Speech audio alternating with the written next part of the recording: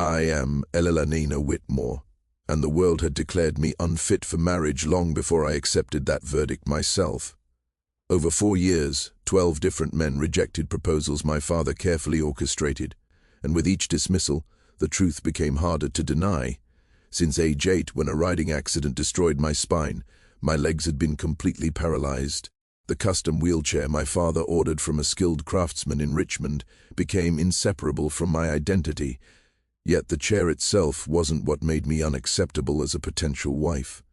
What truly condemned me was everything it symbolized to Virginia's elite society in 1856.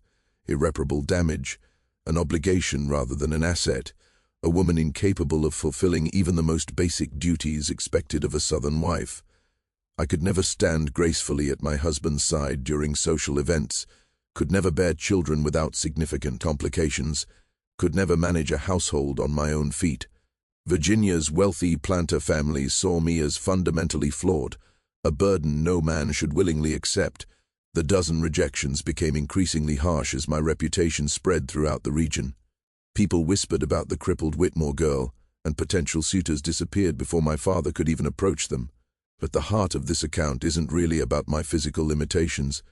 It's about how my father's shocking and desperate plan, placing me in the care of an enslaved man everyone called the Brute, transformed into the most profound and unexpected love I could have imagined.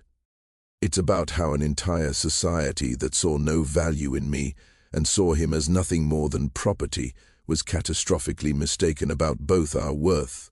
Our family's estate occupied a vast stretch of Virginia's Piedmont region, situated 20 miles west of Charlottesville, where gentle hills transitioned into thick forests and expansive tobacco fields reached toward the distant Blue Ridge Mountains. 5,000 acres of valuable farmland supported our operations, worked by 200 enslaved individuals, all centered around the impressive house my grandfather constructed in 1790. The building rose 2 full stories, constructed from red brick with imposing white columns framing the entrance, illuminated inside by crystal chandeliers shipped across the ocean from France. So many rooms filled the structure that my father and I could, if we both wished, spend days without crossing paths. I came into this world in 1834, the only offspring of Colonel Richard Whitmore and his wife Catherine.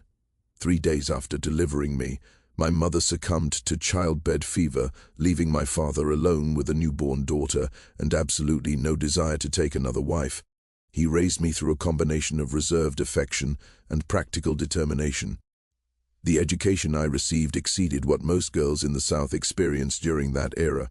I mastered Greek and Latin, learned to work with numbers and figures, engaged seriously with philosophical texts and political discussions. My father's intention was clear. He would arrange an advantageous marriage for me, using my intellectual accomplishments as attractive qualities that would draw a wealthy, educated husband. Then came the accident. That altered everything. I was 8 years old when I begged and pleaded to ride a particular horse, one with far too much spirit for someone of my limited experience and skill. My father, perhaps too indulgent of my wishes, agreed. The animal reacted violently to a snake crossing our path, rearing up on its hind legs before throwing me completely. I crashed down across a fallen log, landing directly on my back. The cracking sound I heard in that moment wasn't the wood beneath me, but something inside my own body, my spine fracturing under the impact. Physicians came from Richmond and later from as far as Philadelphia. They conducted examinations, held consultations among themselves, and eventually delivered their professional opinion. The damage was irreversible and permanent. My legs would never function normally again. Perhaps I might eventually regain some degree of sensation, possibly even some very limited movement, but truly walking, running, or dancing would never again be possible for me. For the entirety of my remaining life, I would require a wheelchair. My father commissioned the finest wheelchair available anywhere. He specified a mahogany frame for durability and beauty, a leather seat for comfort, and specially designed wheels that would roll smoothly across the polished wooden floors throughout our house. He hired private tutors to ensure my education continued, since attending normal social functions had become significantly more difficult.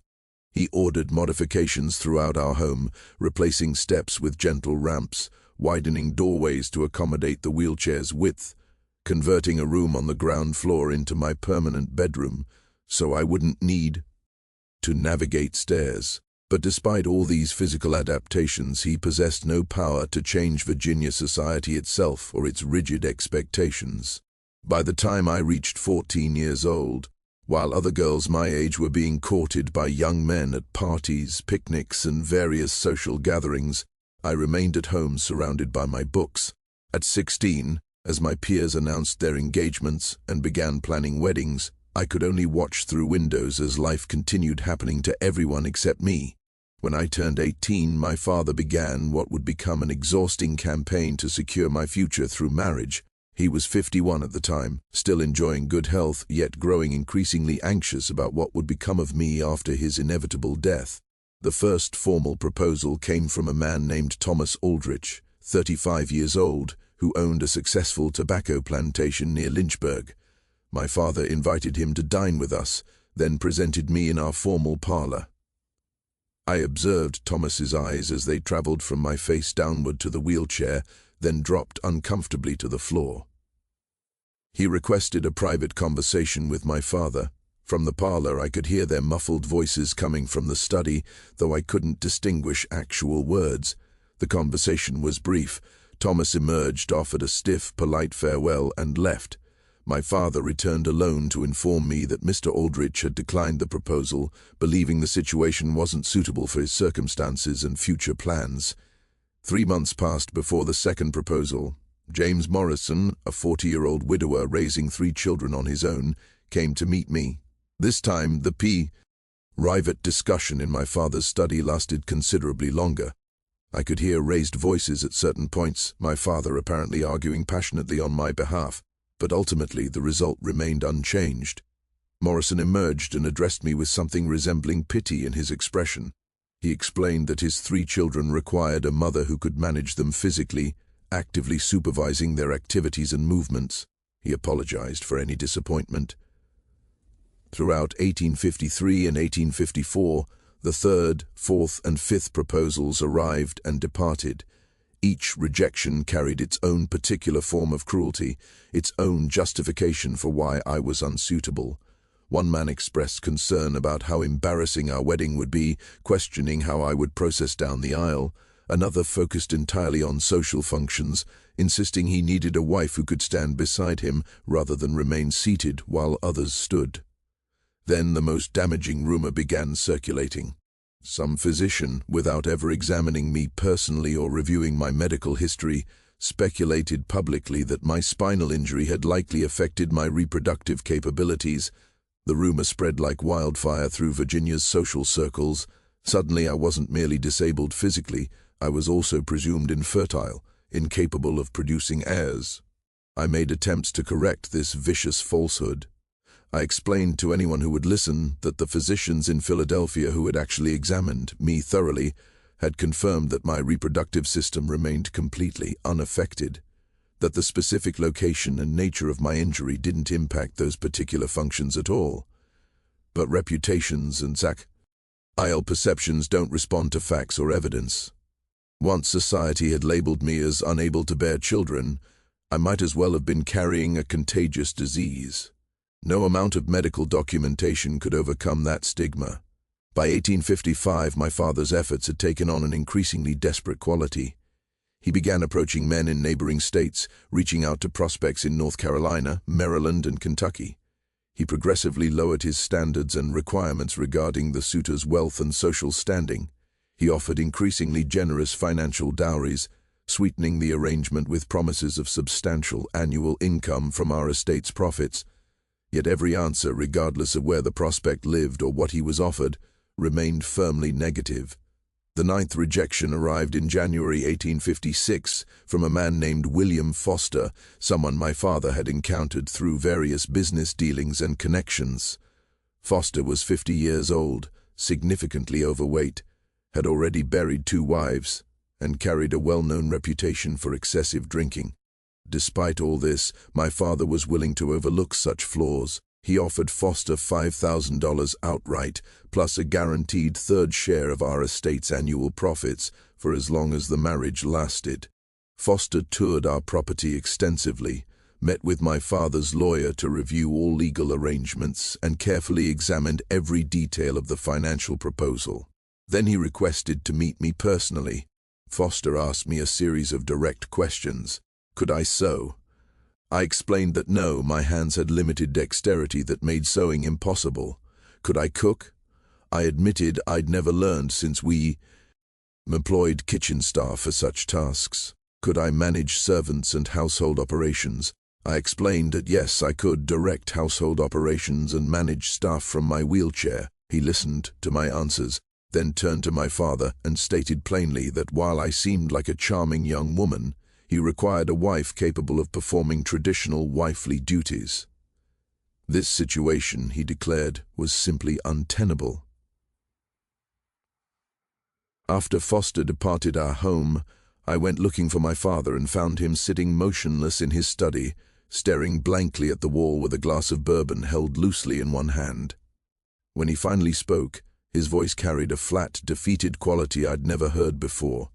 He recited the brutal facts. He'd successfully arranged 12 different proposals over 4 years. Every single man, without exception, had declined. Some had been polite in their refusals, others brutally honest, but all had communicated the identical message. I wasn't worth marrying. The woman in the wheelchair held insufficient value to justify taking her as a wife. 4 weeks passed in heavy silence. Then, in February 1856, my father summoned me to his study and presented me with his solution. The plan was so radical, so far outside every social norm and expectation, that I felt certain I must have misunderstood his words. He intended to give me to Josiah, the enslaved man who worked as our blacksmith. Josiah would become, in effect, my husband. As my father explained his reasoning, I recognized a horrifying yet undeniable logic underlying the plan. No white man, regardless of financial incentives or social pressure, would accept me as a wife. That was simply the reality we faced after 4 years of continuous rejection. Yet I absolutely required protection and care, especially after my father's eventual death. I needed someone physically strong enough to lift and carry me when the wheelchair proved insufficient. I needed someone practically capable enough to handle all the physical tasks I couldn't perform myself.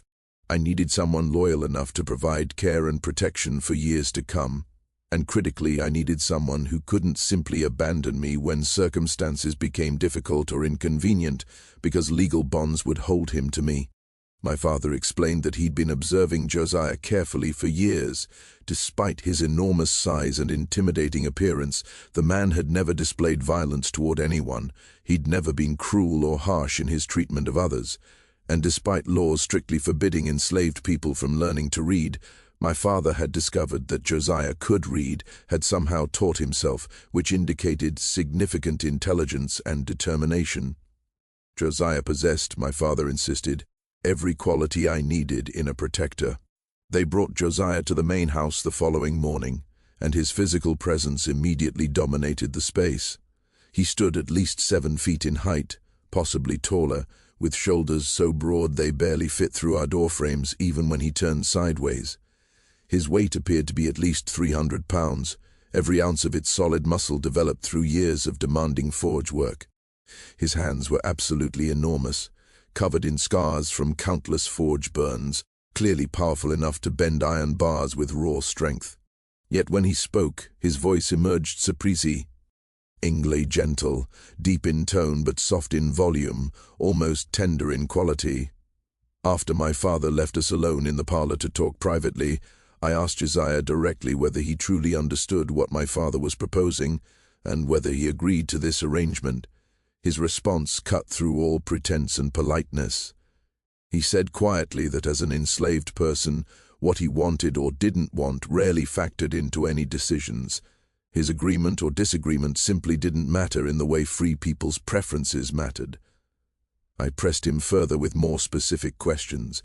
Was he dangerous? Would he be cruel to me? Would he hurt me? He met my eyes and swore solemnly that he would never harm me, that I could trust him completely. Then I asked him about something my father had mentioned. Could he read?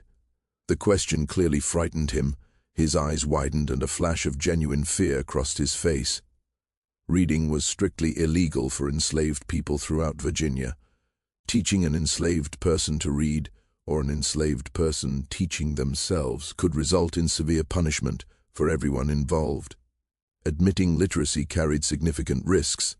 After a long, heavy silence, he answered quietly that yes, he could read. He'd taught himself when he was younger. He knew it violated the law, but he simply couldn't stop himself from learning. Books, he struggled to explain, were like doorways leading to places he would never physically go, to thoughts and ideas he would never otherwise encounter. They represented a kind of freedom, however limited, that nothing else in his life provided. I asked what he read. He explained that he read whatever he could find, which mostly meant old newspapers, though sometimes he could borrow books from other enslaved people who had somehow acquired them. His reading was slow because he hadn't learned properly with a teacher, but he read whenever possible. I asked whether he'd read Shakespeare. The question clearly startled him. He admitted that yes, there was an old copy in our library that no one ever touched or seemed to notice.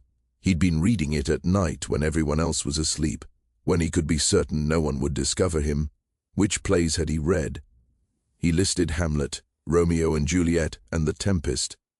As he spoke about The Tempest, his voice gained enthusiasm despite himself.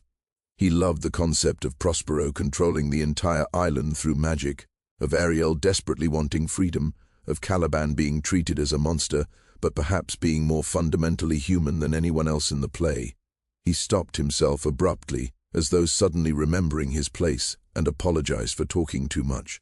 I was smiling, genuinely smiling for the first time in this bizarre, unprecedented conversation. I encouraged him to continue, to tell me more about his interpretation of Caliban. And something extraordinary occurred. This massive enslaved man everyone called the Brute began discussing Shakespeare with intelligence and insight that would have impressed university professors.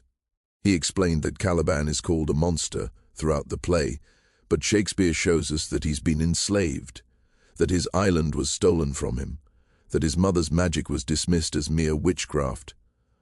Prospero calls him savage, but Prospero is actually the one who came to the island and claimed ownership of everything, including Caliban himself. So who, Josiah asked, is really the monster?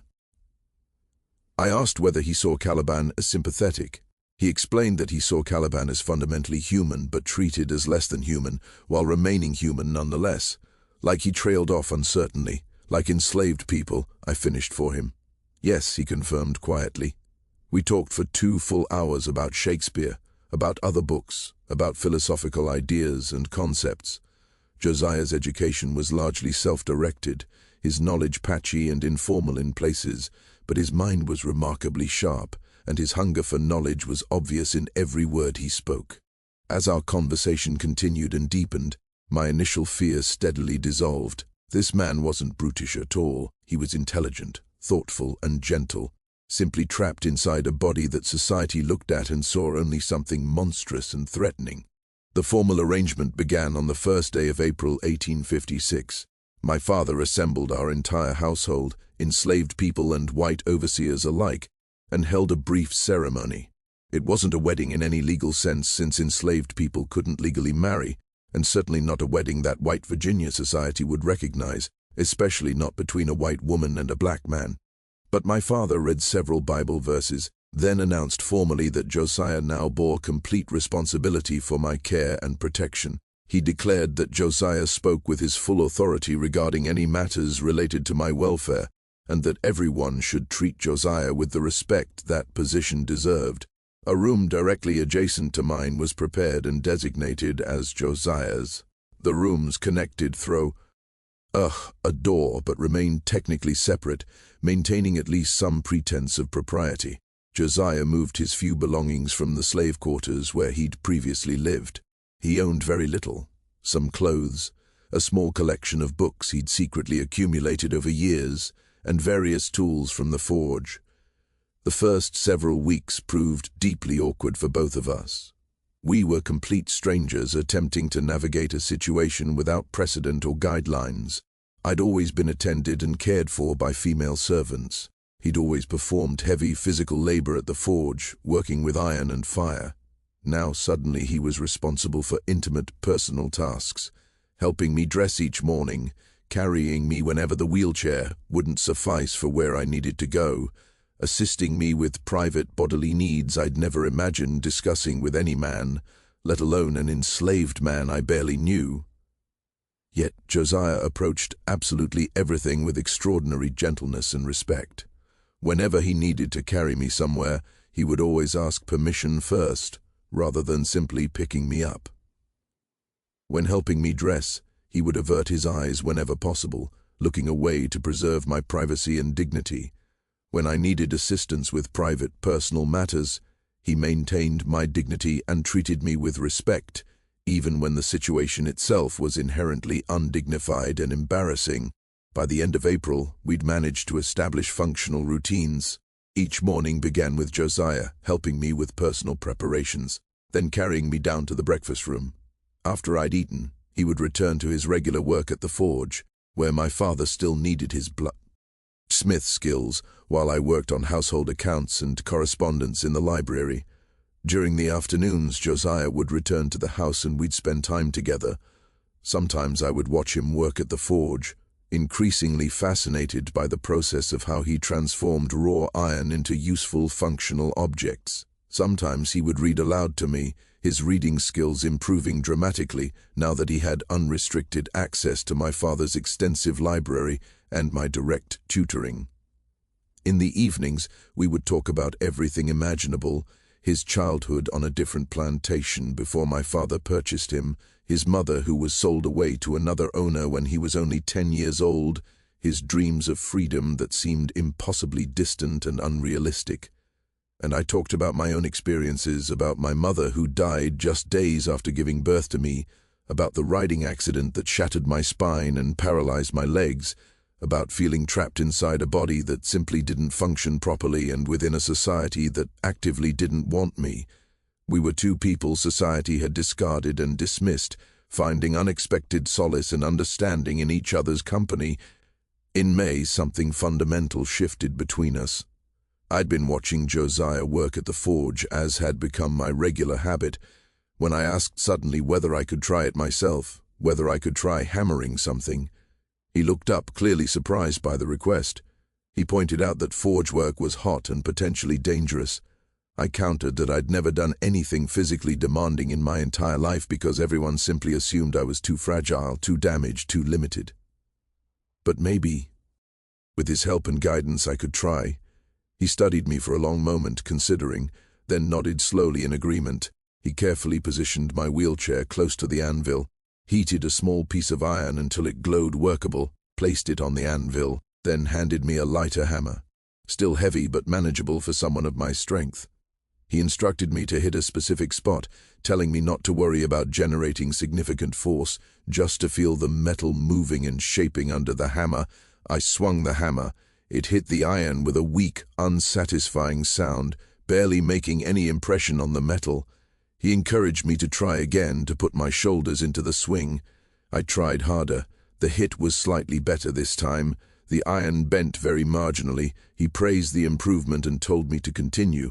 I hammered again and again and again. My arms burned with effort. My shoulders began to ache. Sweat poured down my face despite the fact that I was doing far less work than Josiah normally did. But I was engaged in actual physical work, genuinely shaping metal with my own hands and strength. When the iron finally cooled and the work was complete, Josiah held up the slightly bent piece of metal. He declared it my first project. I protested that it wasn't much, barely qualified as an actual object. He countered that I had made it, that I'd shaped it with my own effort. I found myself crying and laughing simultaneously, overwhelmed with emotion. I'd made something with my hands, with physical strength I didn't know I possessed. He told me gently that I was stronger than I thought, that I'd always been strong. I simply needed the right activity to demonstrate that strength. From that day forward, I spent hours working at the forge. Josiah taught me basic techniques, how to properly heat metal to the right temperature, how to strike effectively with the hammer, how to shape and bend and form. I wasn't strong enough for heavy, demanding work, but I could create small items successfully. Hooks, simple tools, small decorative pieces. For the first time in 14 years since my accident had paralyzed me, I felt physically capable and competent. My legs still didn't work, might never work again, but my arms and hands functioned perfectly well. And in the context of forge work, that was enough. That was all that mattered. June brought a completely different kind of revelation. We were spending an evening together in the library. Josiah was reading Keats's poetry aloud to me. His reading ability had improved to the point where he could now handle complex, sophisticated texts with ease. His voice was absolutely perfect for poetry, deep and resonant, giving appropriate weight and emphasis to every line and image. After he finished reading a particular passage about beauty and permanence, I asked him whether he believed it, whether he thought beauty could truly last forever. He considered the question thoughtfully, then said he believed that beauty preserved in memory is permanent in a way. The physical thing itself might fade or deteriorate over time, but the memory of encountering beauty lasts indefinitely. I asked him what the most beautiful thing he'd ever seen was. He fell quiet for a moment, thinking. Then he said, very simply, that it was me yesterday at the forge, covered in soot and grime, sweating profusely, laughing joyfully while hammering that nail into shape. That image, he said, was beautiful. My heart physically skipped a beat. Josiah immediately apologized, saying he shouldn't have spoken so freely. I interrupted him firmly. I rolled my wheelchair closer to where he sat. I told him not to apologize, but to say it again. He said I was beautiful yesterday. Then he added that I was beautiful today, that I'd always been beautiful, that the wheelchair didn't change that fundamental truth, that my legs not working didn't diminish my beauty in any way. I felt tears forming in my eyes. He continued, his voice growing more fierce and passionate. The 12 men who rejected me, he declared, were blind idiots. They saw a wheelchair and immediately stopped looking any deeper. They didn't truly see me at all. They didn't see the woman who learned Greek simply because she could, who read philosophy purely for pleasure, who learned to work iron at a forge despite having legs that didn't function. They didn't see any of that because they didn't want to see it, because acknowledging it would have complicated their simple dismissal of me as unsuitable. I reached out and took his hand. His enormous, scarred hand that could bend iron bars with raw strength but held mine as carefully as if it were made of the most delicate glass. I asked him directly, "Do you see me, Josiah?" He answered immediately, "Yes." He saw all of me, everything I was, and I was, he said with complete conviction, the most beautiful person he'd ever known. I spoke the words that had been building inside me for weeks. I told him I thought I was falling in love with him. The words hung suspended in the air between us. They were dangerous words. Impossible words. Words that violated every social rule and expectation. A white woman and an enslaved black man in Virginia in 1856 existed in a society that had absolutely no space for what I was feeling, no framework for understanding or accepting such a relationship. Josiah spoke carefully, choosing his words with obvious thought. He said that I couldn't feel this way, that we couldn't pursue this. If anyone discovered it, if people knew, they would destroy us both. I asked what he meant. What was the difference, I argued, between our current arrangement and love? We were already living together. My father had already given me to him formally. What meaningful difference did it make if I loved him? He explained that the difference was safety, both mine and his. If people believed this arrangement was based on obligation and my father's orders, it was one thing. If they suspected affection, actual love, that created an entirely different and far more dangerous situation. I told him firmly that I didn't care what people thought. I cupped his face with my hand, having to reach upward to do so because his face was so far above mine, even when he was sitting. I told him that I cared about what I felt, and I felt love. For the first time in my entire life, I felt like someone truly saw me, really perceived who I was, not the wheelchair, not the disability, not the burden I supposedly represented. He saw Elelanina, and I saw Josiah, not the slave, not the brute, but the man who read poetry and created beautiful objects from iron and treated me with more genuine kindness than any free man ever had. He was quiet for such a long time that I thought I'd ruined everything, destroyed the fragile relationship we'd built. Then finally he spoke. He'd loved me since our very first real conversation, he said. When I asked him about Shakespeare and actually listened carefully to his answer, when I treated him like his thoughts and ideas genuinely mattered, he'd loved me every single day since that moment. He just never imagined he could say it aloud. I told him to say it now. He said quietly but firmly, "I love you." We kissed. It was my first kiss at age 22, with a man that society insisted shouldn't even exist to me as a romantic possibility, in a library surrounded by books that would have condemned what we were doing. It was absolutely perfect. For 5 months, Josiah and I lived inside a carefully protected bubble of stolen happiness. We were extraordinarily careful, never showing any affection in public spaces, rigorously maintaining the facade of dutiful ward and assigned protector whenever anyone else was present. But in private, behind closed doors, we were simply two people deeply in love. We constructed a shared life together in those months. I continued learning and improving my forge work, creating increasingly complex and sophisticated pieces under Josiah's patient guidance. He continued his voracious reading, devouring books from the library with my encouragement, his understanding of literature and philosophy deepening and maturing with each passing day. We talked endlessly about everything and nothing. We discussed dreams of an impossible world where we could be together openly, acknowledged the complete impossibility of those dreams ever becoming reality, yet somehow still found joy and contentment in our present circumstances despite the uncertain and potentially terrible future that awaited us. And yes, we became physically intimate. I won't provide detailed descriptions of what happens between two people in love, but I will say this. Josiah approached physical intimacy with the exact same qualities he brought to everything else in our relationship. Extraordinary gentleness, constant concern for my comfort and pleasure, a kind of reverence that made me feel cherished and valued rather than used or objectified.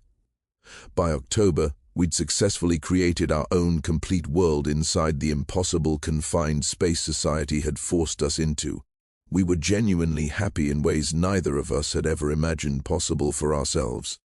Then my father discovered the truth about our relationship. It happened on December 15, 1856. Josiah and I were in the library, completely lost in each other, kissing with the freedom and abandon of people who believed they were alone and safe. We didn't hear my father's approaching footsteps. We didn't hear the door opening. My father's voice cut through everything like ice. He stood in the doorway, his face displaying a complex mixture of shock, anger, and something else I couldn't immediately identify or understand.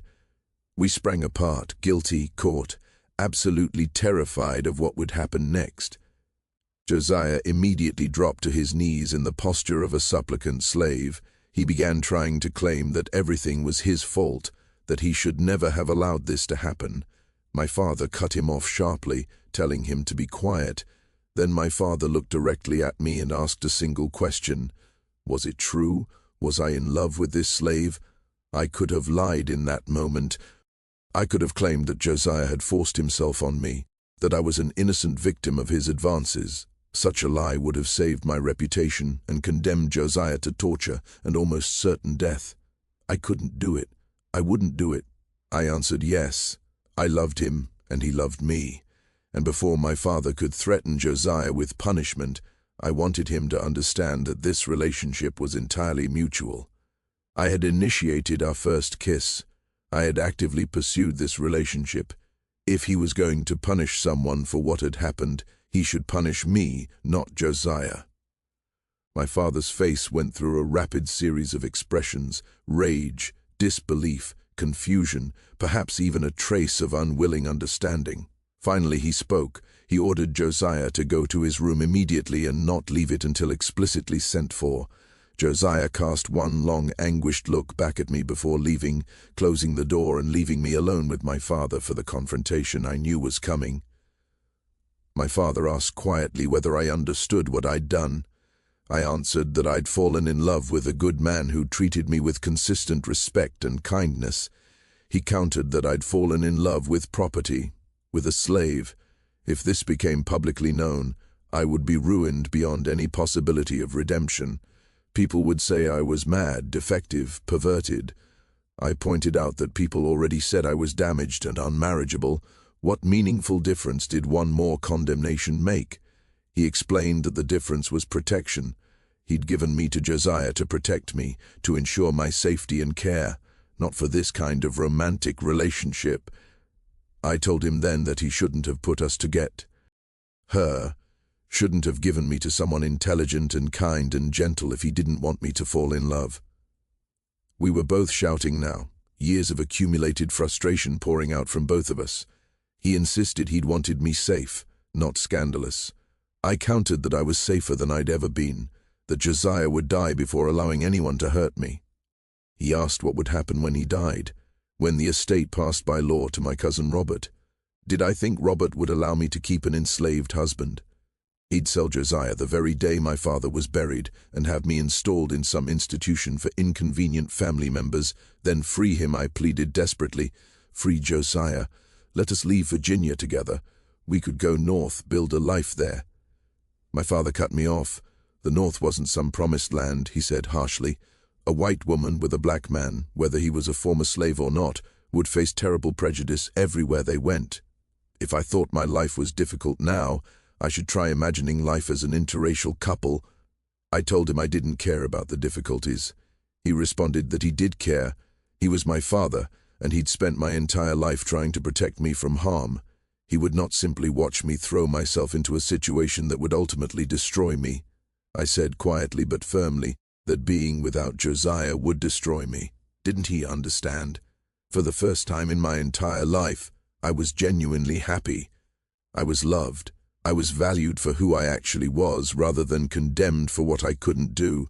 And he wanted to take all of that away simply because society declared it wrong.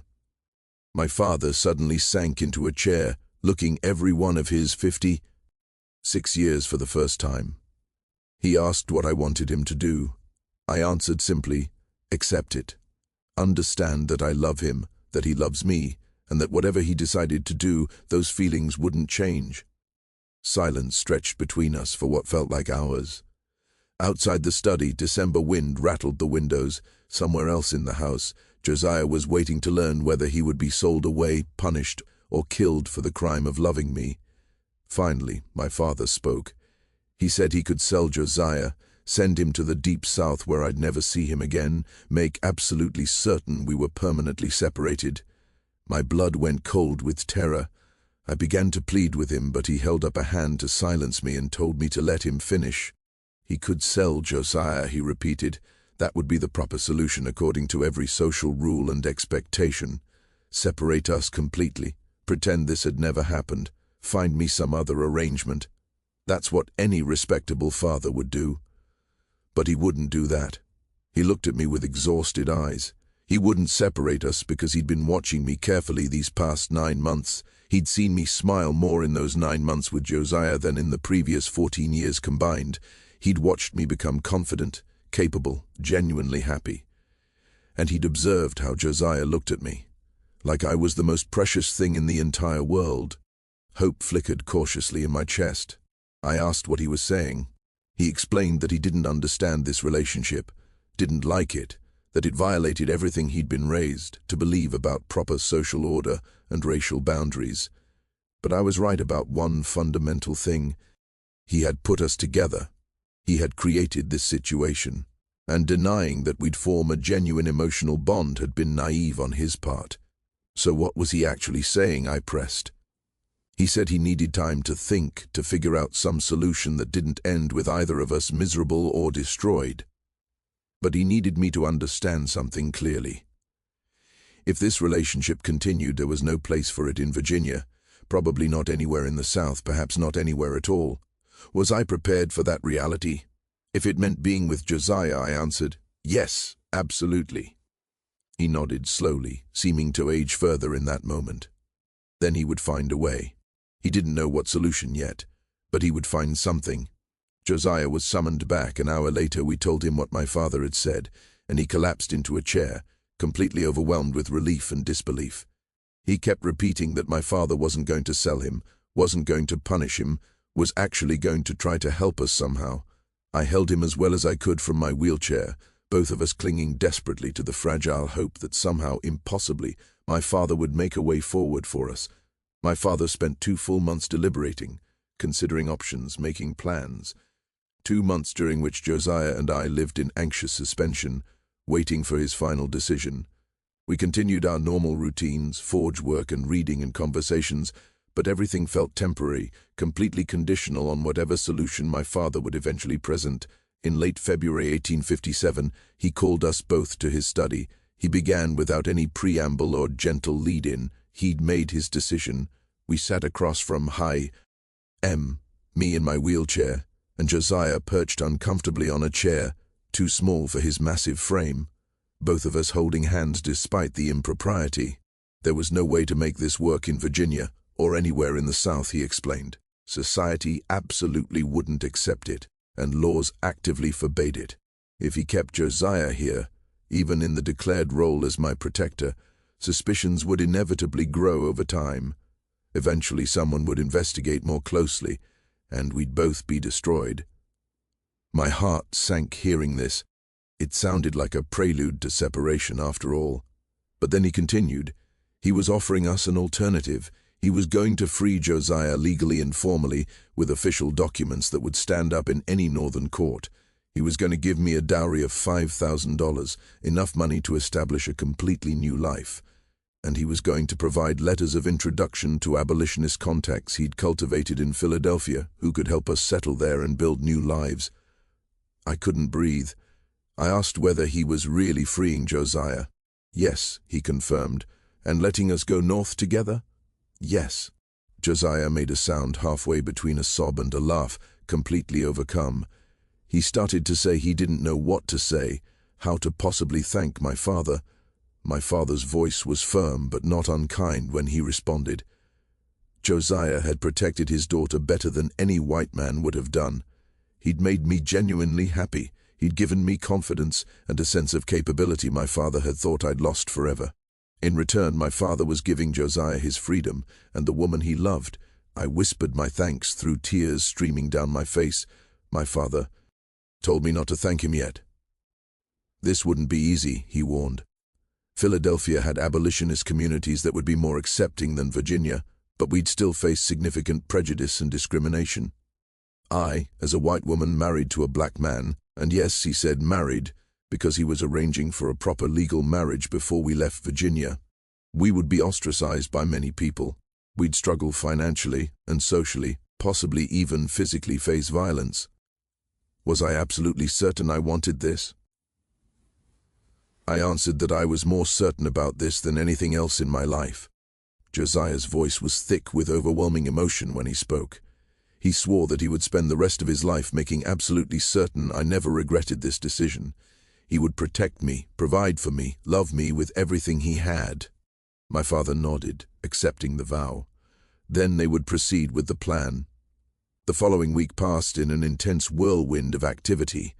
My father worked closely with lawyers to prepare all the official paperwork for Josiah's freedom, documents formally declaring him a free man, no longer anyone's property, legally able to travel without passes or written permissions from any owner.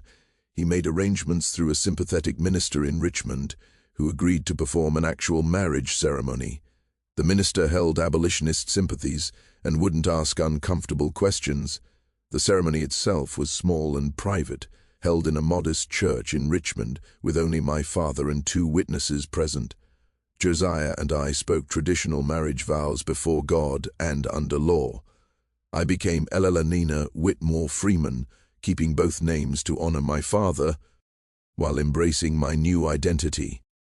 Josiah became Josiah Freeman, a legally free man married to a legally free woman. We departed Virginia on March 15, 1857, traveling in a private carriage my father had arranged and paid for. Everything we owned fit into 2 modest trunks: clothes, books, tools from the forge, and the precious freedom papers Josiah carried like sacred religious objects. Before we left, my father embraced me tightly. He asked me to write to him regularly, to let him know we were safe and happy. I promised I would. He said quietly that he loved me. I told him I loved him too and thanked him for everything. He told me to go build a good life and be happy. Josiah shook my father's hand firmly. He promised again to protect me. My father said that was all he asked. Josiah responded with his life. We traveled north through Virginia, Maryland, and Delaware. Each mile carried us further from slavery and closer toward freedom. Josiah kept expecting someone to stop our carriage, to demand to see his papers, to challenge the legitimacy of our marriage. But the documentation was solid and professionally prepared. We crossed into Pennsylvania without any incident. Philadelphia in 1857 was a thriving, bustling city of roughly 300,000 people, including a substantial free black community concentrated in neighborhoods like Mother Bethel. The abolitionist contacts my father had provided helped us locate suitable housing, a modest apartment in a neighborhood where interracial couples, while certainly unusual and uncommon, weren't completely unheard of or automatically rejected. Josiah opened a blacksmith shop using money from my father's generous gift. His reputation grew quickly throughout the district. He was exceptionally skilled, completely reliable, and his immense physical size meant he could handle demanding work that other smiths simply couldn't manage. Within just 1 year, Freeman's Forge had become one of the busiest and most successful blacksmith operations in the entire district. I managed all the business operations, keeping detailed accounts, dealing directly with clients, arranging contracts and negotiations. My education, all those years of learning that Virginia society had deemed completely worthless for a woman in a wheelchair, became absolutely essential to our success and prosperity. Our first child arrived in November 1858, a healthy boy we named Thomas after my father's middle name. Watching Josiah hold our tiny son for the very first time, this massive, gentle giant cradling a fragile infant with such infinite care and tenderness, I knew with absolute certainty we'd made the right choice. 4 more children followed over the next decade: William in 1860, Margaret in 1863, James in 1865, and Elizabeth in 1868. We raised all of them in freedom, taught them to take pride in both their heritages, sent them to schools that accepted black children.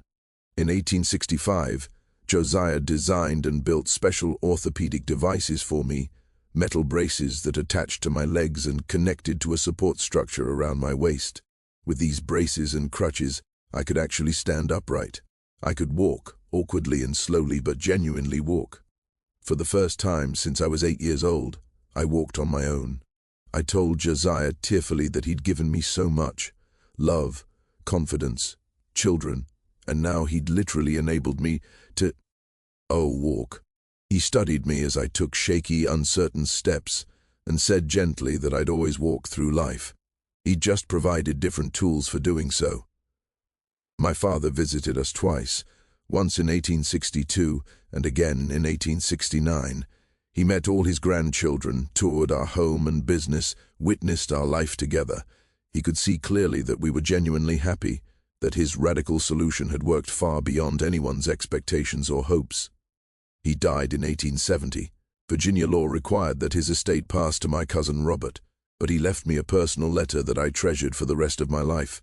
He wrote that, by the time I read it, he would be gone.